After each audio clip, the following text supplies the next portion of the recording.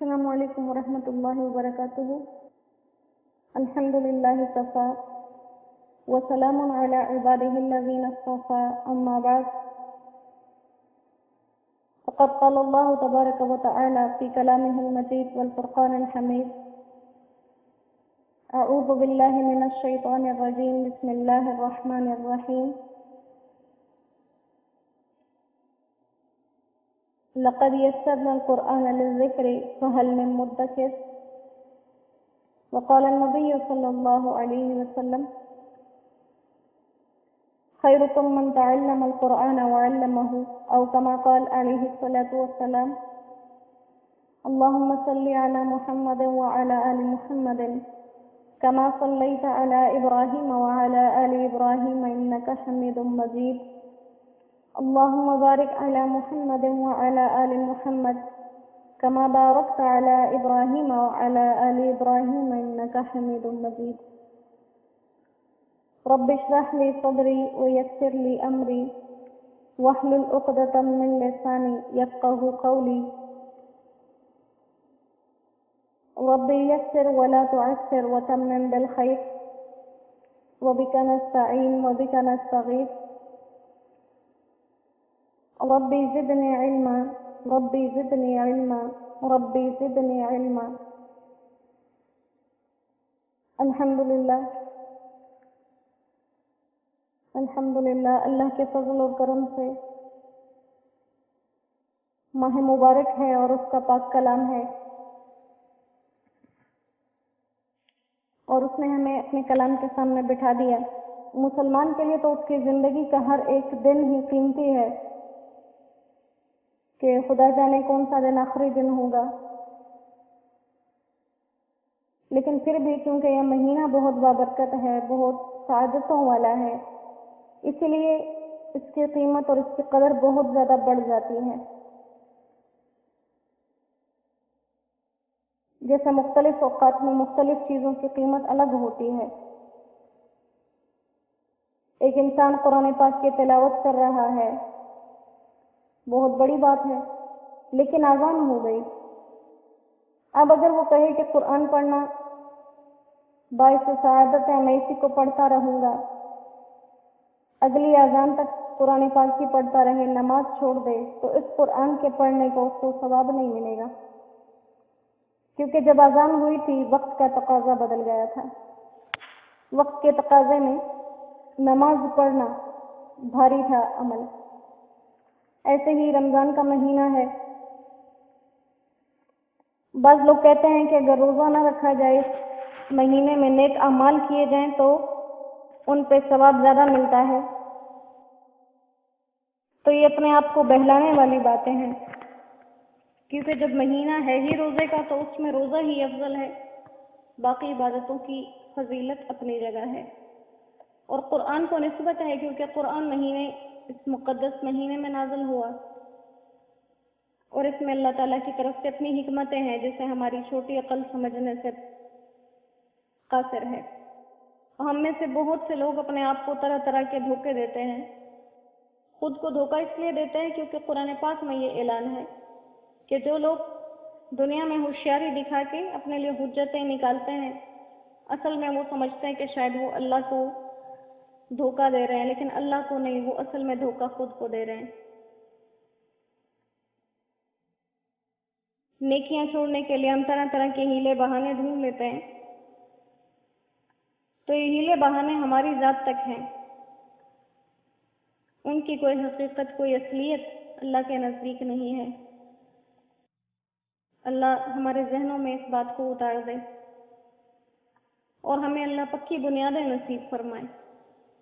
اللہ فرماتے ہیں کہ جو انسان نیک ہے، کلمہ پڑا ہوا ہے، اعمال صالحہ کر رہا ہے، اس کی مثال ایسی ہے جیسے کہ ایک بہترین پودا لگایا جائے کہ اس کی جڑیں مٹی میں اچھی طرح مضبوطی سے دبا دی جائیں، وہ جتنا زمین میں مضبوطی سے جمے گا وہ زمین کے اوپر اتنی ہی مضبوطی سے نکھر کر آئے گا، تناور درخت بن جائے گا۔ اور جو انسان اپنے ایمان میں کمزور ہے، اپنے اعمال میں کمزور ہے، اس کی مثال ایسی ہے جیسے کسی پودے کی جڑیں ہلکی پھلکی سی مٹی میں دبی ہوئی ہیں، معمولی سی ہوا آئے گی تو وہ ختم ہو جائے گا۔ قرآن پاک اللہ فرماتے ہیں میں نے اس قرآن کے اندر تمہارے لیے ہر طرح کی مثالیں بیان کر رکھی ہیں۔ تو یہ قرآن بولنے والا ہے، یہ خاموش نہیں ہے، یہ خاموش نہیں ہے، یہ بولنے والا ہے۔ اس کے پیغام تب سمجھ آتے ہیں جب ہم اس سے بات کرنا شروع کرتے ہیں۔ اللہ یہ پیغامات ہمارے دلوں میں اتار دے، ہمیں اس پر عمل کرنے والا بنائے، اور جیسے صاحب سورہ یاسین کے ایمان کا ذکر ہے، اللہ کا پختہ ایمان ہمیں نصیب فرمائے۔ سورہ یاسین ہے، 23واں سپارہ ہے، سورت کی آیت نمبر 22 اور سپارے کی آیت نمبر 1 ہے۔ اعوذ باللہ من الشیطان الرجیم، بسم اللہ الرحمن الرحیم۔ وما لی لا اعبد الذی فطرنی والیہ ترجعون۔ وما لی، اور مجھے کیا ہو گیا، لا اعبد الذی، کہ میں اس ذات کی بندگی نہ کروں، فطرنی، جس نے مجھے بنایا، والیہ ترجعون، اور اسی کی طرف تم سب لوٹ کر جاؤ گے۔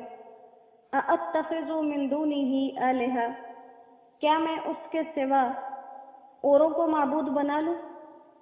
ان یردنی الرحمن، اگر رحمان چاہے، بضر، مجھے کوئی تکلیف پہنچانا، لا تغنی عنی شفاعتہم شیئا، تو ان معبودوں کی سفارش مجھے کوئی کام نہ دے، ولا ینقذون، اور نہ ہی وہ مجھے چھڑا سکیں۔ انی اذا لفی ضلال مبین، اس صورت میں تو میں بھٹکتا ہوں صریح واضح۔ انی آمنت بربکم، میں ایمان لے آیا تمہارے رب پر، فاسمعون، تو غور سے اس بات کو سن لو۔ قیل ادخل الجنہ، اسے حکم ہوا کہ جنت میں چلے جاؤ۔ قال، وہ بولا، یا لیت قومی یعلمون، کاش میری قوم کو یہ بات معلوم ہو جاتی۔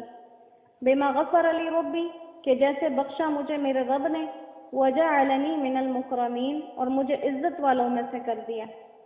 وما انزلنا علی قومہ، اور نہیں اتاری ہم نے اس کی قوم پر، من بعدہ، اس کے بعد، من جند من السماء، آسمان سے کوئی فوج، وما کننا منزلین، اور نہ ہی ہم فوجیں اتارا کرتے ہیں۔ ان کانت الا صیحۃ واحدہ، وہ تو بس ایک چنگھاڑ تھی، ایک چیخ تھی، فاذا ہم خامدون، پھر اسی دم سب بجھ گئے۔ یا حسرۃ علی العباد، کیا ہی افسوس ہے بندوں پر، ما یأتیہم من رسول، کوئی رسول نہیں آتا ان کے پاس، الا کانوا بہ یستہزئون، مگر اس کا مذاق ہی اڑاتے ہیں۔ الم یرو، کیا وہ نہیں دیکھتے، کم اہلکنا قبلہم من القرون، ان سے پہلے کتنی جماعتیں ہم ہلاک کر چکے، انہم الیہم لا یرجعون، وہ ان کے پاس لوٹ کر نہیں آئیں گی۔ وَإِن كُلٌّ لَّمَّا جَمِيعٌ لَّدَيْنَا مُحْضَرُونَ، اور یہ سب کے سب ہمارے پاس پکڑے ہوئے حاضر کیے جائیں گے۔ یہ سب کے سب ہمارے پاس پکڑے ہوئے حاضر کیے جائیں گے۔ صاحب بنی اسرائیل کی بات کی جا رہی ہے، جنہوں نے ان رسولوں کی بات مانی تینوں کی، اور جب انہیں پتہ چلا کہ قوم ان لوگوں کو جھٹلا رہی ہے تو برداشت نہیں ہوا، اور جلدی سے اپنی قوم کے پاس پہنچے اور انہیں یہ بات سمجھائی، اور سمجھانے کے لیے ان کو بار بار مخاطب کے الفاظ بولے کہ تم لوگ